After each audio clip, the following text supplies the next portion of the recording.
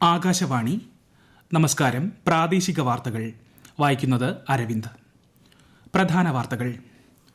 ഉത്തർപ്രദേശിലെ വാരാണസിയിൽ വികസിത് ഭാരത് സങ്കല്പ് യാത്രയിൽ പങ്കുചേർന്ന പ്രധാനമന്ത്രി നരേന്ദ്രമോദി. കാശി തമിഴ് സംഗമത്തിന്റെ ഉദ്ഘാടന ചടങ്ങിൽ പ്രധാനമന്ത്രി പങ്കെടുക്കുന്നു. നാടിന്റെ പ്രശ്നങ്ങൾ സമൂഹത്തിന് മുന്നിൽ കൊണ്ടുവരാനാണ് നവകേരള സദസ്സിലൂടെ സർക്കാർ ലക്ഷ്യമിടുന്നതെന്ന് മുഖ്യമന്ത്രി പിണറായി വിജയൻ. KSRTCക്ക് പെൻഷൻ വിതരണത്തിനായി 71 കോടി രൂപ ധനസഹായം അനുവദിച്ചതായി മന്ത്രി KN ബാലഗോപാൽ. ശബരിമലയിൽ തിരക്ക് നിയന്ത്രണ വിധേയം. ഭക്തർക്കായി കൂടുതൽ സൌകര്യങ്ങൾ ഒരുക്കി ദേവസ്വം ബോർഡ്. സംസ്ഥാനത്ത് നാളെ വരെ ഒറ്റപ്പെട്ടയിടങ്ങളിൽ കനത്ത മഴയ്ക്ക് സാധ്യതയെന്ന് കേന്ദ്ര കാലാവസ്ഥാ വകുപ്പ്. കേരള ലക്ഷദ്വീപ് തീരങ്ങളിൽ മത്സ്യബന്ധനത്തിന് വിലക്ക്. ദക്ഷിണാഫ്രിക്കയ്ക്കെതിരായ ഏകദിന ക്രിക്കറ്റ് പരമ്പരയിൽ ഇന്ത്യയ്ക്ക് 8 വിക്കറ്റിന്റെ വിജയത്തുടക്കം. വാർത്തകൾ വിശദമായി. സർക്കാർ പദ്ധതികൾ അനായാസമായി കൃത്യസമയത്ത് ജനങ്ങളിലേക്ക് എത്തണമെന്ന് പ്രധാനമന്ത്രി നരേന്ദ്രമോദി. ഉത്തർപ്രദേശിലെ വാരാണസിയിൽ വികസിത് ഭാരത് സങ്കല്പ് യാത്രയിൽ പ്രധാനമന്ത്രി പങ്കുചേർന്നു. 2 ദിവസത്തെ സന്ദർശനത്തിനായി ഇന്ന് ഉച്ചയോടെയാണ് ശ്രീ മോദി വാരാണസിയിലെത്തിയത്. കാശി തമിഴ് സംഗമത്തിന്റെ 2ാം പതിപ്പ് അദ്ദേഹം നമോഘട്ടിൽ അല്പസമയത്തിനകം ഉദ്ഘാടനം ചെയ്യും. നാളെ 20,000 കോടി രൂപയുടെ വിവിധ വികസന പദ്ധതികളുടെ ഉദ്ഘാടനവും തറക്കല്ലിടലും നിർവഹിക്കുന്ന ശ്രീ മോദി വാരാണസിയിൽ നിന്നുള്ള വന്ദേ ഭാരത് എക്സ്പ്രസ് ട്രെയിൻ, കന്യാകുമാരി വാരാണസി തമിഴ് സംഗമം ട്രെയിൻ എന്നിവയും ഫ്ളാഗ് ഓഫ് ചെയ്യും. മലപ്പുറത്ത് പെരിന്തൽമണ്ണ ബ്ലോക്കിലെ ഏലംകുളം ഗ്രാമപഞ്ചായത്തിൽ നടന്ന വികസിത് ഭാരത് സങ്കല്പ് യാത്ര കർഷകരുടെയും വീട്ടമ്മമാരുടെയും ഗുണഭോക്താക്കളുടെയും പങ്കാളിത്തം കൊണ്ട് ശ്രദ്ധേയമായി. ഏലംകുളം കേരള ഗ്രാമീണ ബാങ്ക് പരിസരത്ത് നടന്ന പരിപാടി പഞ്ചായത്ത് പ്രസിഡന്റ് C. സുകുമാരൻ ഉദ്ഘാടനം ചെയ്തു.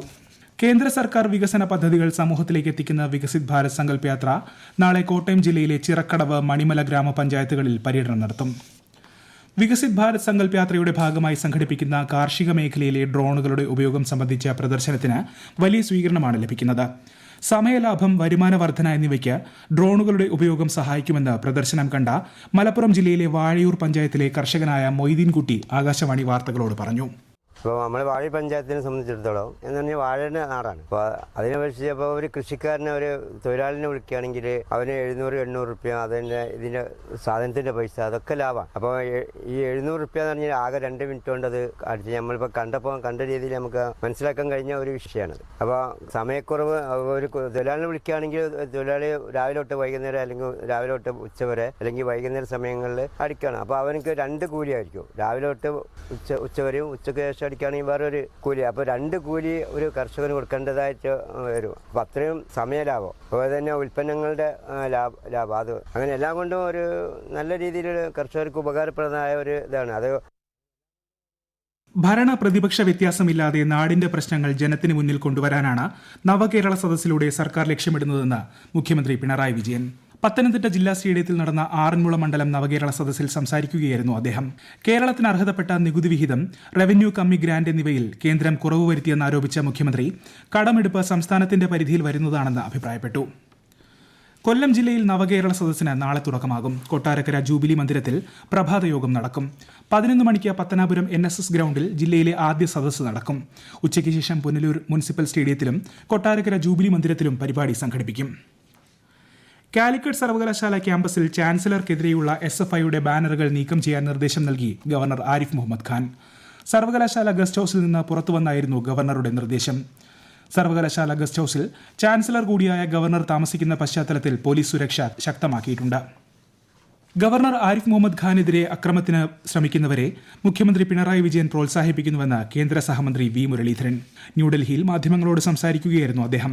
മുഖ്യമന്ത്രിയോ ആഭ്യന്തരമന്ത്രിയോ ആയല്ല, പാർട്ടി നേതാവ് മാത്രമായാണ് പിണറായി വിജയൻ സംസാരിക്കുന്നതെന്നും അദ്ദേഹം കുറ്റപ്പെടുത്തി.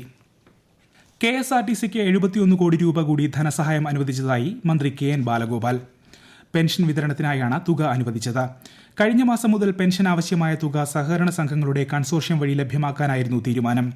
ഇതിന്റെ നടപടികൾ പൂർത്തിയാകാത്ത സാഹചര്യത്തിലാണ് ഈ മാസത്തെ പെൻഷൻ വിതരണത്തിന് ആവശ്യമായ തുക സർക്കാർ സഹായമായി ലഭ്യമാക്കാൻ തീരുമാനിച്ചതെന്ന് മന്ത്രി അറിയിച്ചു. കഴിഞ്ഞ ഏതാനും ആഴ്ചകളായി കേരളത്തിൽ COVID-19 കേസുകൾ വർദ്ധിക്കുന്നുണ്ടെന്ന് കേന്ദ്ര ആരോഗ്യ മന്ത്രാലയം. നിലവിൽ സംസ്ഥാനത്ത് 1324 കോവിഡ് കേസുകളുണ്ട്. ഇത് രാജ്യത്തെ ഏറ്റവും ഉയർന്ന നിരക്കാണ്. COVID-19 പുതിയ വകഭേദമായ JN.1 തിരുവനന്തപുരം സ്വദേശിക്ക് സ്ഥിരീകരിച്ചു. എന്നാൽ പരിഭ്രാന്തരാകേണ്ട സാഹചര്യമില്ലെന്നും സ്ഥിതിഗതികൾ സസൂക്ഷ്മം നിരീക്ഷിച്ചു വരികയാണെന്നും ആരോഗ്യമന്ത്രി വീണ ജോർജ് പറഞ്ഞു. ഈ വാർത്തകൾ ആകാശവാണിയിൽ നിന്ന്. ശബരിമലയിൽ തിരക്ക് നിയന്ത്രണ വിധേയം. ഭക്തരുടെ സുരക്ഷയും സുഗമമായ തീർത്ഥാടനവും ലക്ഷ്യമിട്ട ധാരാളം സംവിധാനങ്ങളാണ് സന്നിധാനത്ത് നടപ്പിലാക്കിയിട്ടുള്ളത്. വിശദാംശങ്ങളുമായി ആകാശവാണി പത്തനംതിട്ട ജില്ലാ പ്രതിനിധി ശ്രീജി എസ് ശ്രീധർ. ധനു 1 അവധി ദിനവും ആയതിനാൽ വലിയ തിരക്ക് പ്രതീക്ഷിച്ചിരുന്നെങ്കിലും തിരക്ക് താരതമ്യേന കുറവാണ് സന്നിധാനത്ത്. വെർച്വൽ ക്യൂ വഴി 90,000 പേരാണ് ഇന്ന് ദർശനത്തിനായി ബുക്ക് ചെയ്തിട്ടുള്ളത്. കുട്ടികൾക്ക് സുഖദർശനം ഉറപ്പാക്കുന്നതിന് ദേവസ്വം ബോർഡ് ഒരുക്കിയ പ്രത്യേക ഗേറ്റ് സംവിധാനം ഇന്ന് രാവിലെ മുതൽ തുറന്നു. നടപ്പന്തലിലെ 9ാമത്തെ വരിയിലൂടെ 18ാം പടി കയറി മുകളിലെത്തി ഫ്ലൈ ഓവർ ഒഴിവാക്കി ശ്രീകോവിലിന് മുന്നിൽ ആദ്യ നിരയിലെത്താം. കുട്ടികളെയും അവർക്കൊപ്പമുള്ള ഒരു രക്ഷകർത്താവിനെയുമാണ് ഇതുവഴി കടത്തിവിടുന്നത്. മരക്കൂട്ടത്തു നിന്ന് ശരംകുത്തിയിലേക്ക് വരുന്ന പാതയിൽ ഭക്തജനങ്ങൾക്ക് ആശ്വാസമായി തിരുപ്പതി മോഡൽ ഡൈനമിക് ക്യൂ സംവിധാനം തിരക്ക് നിയന്ത്രിക്കാൻ സഹായകരമാണ്. കുട്ടികൾ, വയോധികർ, തീവ്ര ഭിന്നശേഷിക്കാർ എന്നിവർക്ക് പമ്പയിൽ നിന്ന് സന്നിധാനത്തേക്കുള്ള പാതയിൽ കൂട്ടം തെറ്റാതിരിക്കാൻ പോലീസ് സുരക്ഷാ ബാൻഡ് ധരിപ്പിച്ചാണ് വിടുക. ശബരിമലയിലെത്തുന്ന അയ്യപ്പ ഭക്തർക്ക് സൗജന്യ വൈഫൈ ലഭ്യമാക്കാനുള്ള പദ്ധതിയുമായി ദേവസ്വം ബോർഡ്. ഭക്തർക്ക് പരമാവധി സൗകര്യങ്ങൾ നൽകുന്നതിന്റെ ഭാഗമായാണിതെന്ന് Devaswom board president PS Prashanth പറഞ്ഞു. റബ്ബറിന്റെ വില കൂട്ടണമെന്ന് പറയുന്നതിനോടൊപ്പം തന്നെ വീടുകളിൽ റബ്കോ ഉൽപ്പന്നങ്ങൾ വാങ്ങണമെന്ന ക്യാമ്പയിനും മുന്നോട്ട് വയ്ക്കണമെന്ന് speaker AN Shamseer. Kozhikode corporation സ്റ്റേഡിയത്തിൽ നടക്കുന്ന റബ്കോ ഉൽപ്പന്നങ്ങളുടെ പ്രദർശന വിപണന മേള ഉദ്ഘാടനം ചെയ്യുകയായിരുന്നു അദ്ദേഹം. കേരളം, തെക്കൻ തമിഴ്നാട്, ലക്ഷദ്വീപ് എന്നിവിടങ്ങളിൽ നാളെ വരെ ഒറ്റപ്പെട്ട കനത്ത മഴയ്ക്ക് സാധ്യതയുണ്ടെന്ന് കേന്ദ്ര കാലാവസ്ഥാ വകുപ്പ്. സംസ്ഥാനത്ത് ഇന്ന് ഒറ്റപ്പെട്ട സ്ഥലങ്ങളിൽ അതിശക്തമായ മഴയ്ക്ക് സാധ്യതയെന്നും മുന്നറിയിപ്പുണ്ട്. തെക്കു പടിഞ്ഞാറൻ ബംഗാൾ ഉൾക്കടലിൽ തെക്കൻ ശ്രീലങ്കൻ തീരത്തോട് ചേർന്ന് ചക്രവാത ചുഴി നിലനിൽക്കുന്നു. തിരുവനന്തപുരം, കൊല്ലം, പത്തനംതിട്ട ജില്ലകളിൽ കാലാവസ്ഥാ വകുപ്പ് ഓറഞ്ച് ജാഗ്രതാ നിർദ്ദേശം നൽകി. ആലപ്പുഴ, കോട്ടയം, എറണാകുളം, ഇടുക്കി ജില്ലകളിൽ മഞ്ഞ ജാഗ്രതാ നിർദ്ദേശം പ്രഖ്യാപിച്ചു. കേരള, ലക്ഷദ്വീപ് തീരങ്ങളിൽ മത്സ്യത്തൊഴിലാളികൾ കടലിൽ പോകരുത്. മലയോര മേഖലകളിലെ രാത്രിയാത്ര ഒഴിവാക്കാനും നിർദ്ദേശമുണ്ട്. മഴ ശക്തമാകുന്ന സാഹചര്യത്തിൽ തിരുവനന്തപുരം നെയ്യാർ അണക്കെട്ടിലെ 4 ഷട്ടറുകൾ ഉയർത്തി. സമീപവാസികൾ ജാഗ്രത പാലിക്കണമെന്ന് ജില്ലാ കളക്ടർ അറിയിച്ചു. ദക്ഷിണാഫ്രിക്കയ്ക്കെതിരെയുള്ള ഏകദിന ക്രിക്കറ്റ് പരമ്പരയിൽ ഇന്ത്യയ്ക്ക് വിജയത്തുടക്കം. 5 വിക്കറ്റ് നേടിയ അഷ്ദീപ് സിംഗിന്റെയും 4 വിക്കറ്റ് നേടിയ ആവേശ് ഖാന്റെയും തകർപ്പൻ ബോളിംഗ് പ്രകടനമാണ് ഇന്ത്യയെ 8 വിക്കറ്റ് വിജയത്തിലേക്ക് നയിച്ചത്. ടോസ് നേടി ബാറ്റിംഗിനിറങ്ങിയ ദക്ഷിണാഫ്രിക്കയ്ക്ക് 27.3 ഓവറിൽ 116 റൺ നേടുന്നതിനിടെ വിക്കറ്റെല്ലാം നഷ്ടമായി. ദക്ഷിണാഫ്രിക്കൻ നിരയിൽ 7 ബാറ്റ്സ്മാൻമാർ ഇരട്ടയക്കം കാണാതെ പുറത്തായി. 117 റൺ പിന്തുടർന്നിറങ്ങിയ ഇന്ത്യ 16.4 ഓവറിൽ 2 വിക്കറ്റ് നഷ്ടത്തിൽ ലക്ഷ്യം കണ്ടു. ജയത്തോടെ പരമ്പരയിൽ ഇന്ത്യ 1-0 മുന്നിലെത്തി. ISL ഫുട്ബോളിൽ ഇന്ന് ഒഡീഷ FC ഹൈദരാബാദ് FC നേരിടും. രാത്രി 8-ന് ഒഡീഷയിലാണ് മത്സരം. യുവമോർച്ചയുടെ നേതൃത്വത്തിൽ വണ്ടിപ്പെരിയാർ പോലീസ് സ്റ്റേഷനിലേക്ക് മാർച്ച് സംഘടിപ്പിച്ചു. ബാലിക കൊല്ലപ്പെട്ട സംഭവത്തിലെ അന്വേഷണ ഉദ്യോഗസ്ഥർക്കെതിരെ നടപടി ആവശ്യപ്പെട്ടായിരുന്നു പ്രതിഷേധം. അന്വേഷണ ഉദ്യോഗസ്ഥർ പ്രതിക്ക് രക്ഷപ്പെടാൻ സാഹചര്യമുണ്ടാക്കുകയും കേസ് അന്വേഷണത്തിൽ വീഴ്ച വരുത്തുകയും ചെയ്തെന്ന് ആരോപിച്ചായിരുന്നു മാർച്ച്.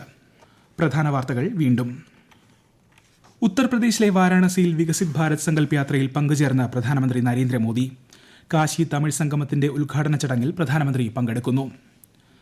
നാടിന്റെ പ്രശ്നങ്ങൾ സമൂഹത്തിന് മുന്നിൽ കൊണ്ടുവരാനാണ് നവകേരള സദസ്സിലൂടെ സർക്കാർ ലക്ഷ്യമിടുന്നതെന്ന് മുഖ്യമന്ത്രി പിണറായി വിജയൻ. KSRTCക്ക് പെൻഷൻ വിതരണത്തിനായി 71 കോടി രൂപ ധനസഹായം അനുവദിച്ചതായി മന്ത്രി KN ബാലഗോപാൽ.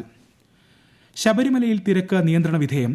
ഭക്തർക്കായി കൂടുതൽ സൗകര്യങ്ങൾ ഒരുക്കി ദേവസ്വം ബോർഡ്. സംസ്ഥാനത്ത് നാളെ വരെ ഒറ്റപ്പെട്ടയിടങ്ങളിൽ കനത്ത മഴയ്ക്ക് സാധ്യതയെന്ന കേന്ദ്ര കാലാവസ്ഥാ വകുപ്പ്. കേരള, ലക്ഷദ്വീപ് തീരങ്ങളിൽ മത്സ്യബന്ധനത്തിന് വിലക്ക്. ദക്ഷിണാഫ്രിക്കയ്ക്കെതിരായ ഏകദിന ക്രിക്കറ്റ് പരമ്പരയിൽ ഇന്ത്യയ്ക്ക് 8 വിക്കറ്റിന്റെ വിജയത്തുടക്കം. പ്രാദേശിക വാർത്തകൾ കഴിഞ്ഞു. അടുത്ത വാർത്താ പ്രക്ഷേപണം 7:25.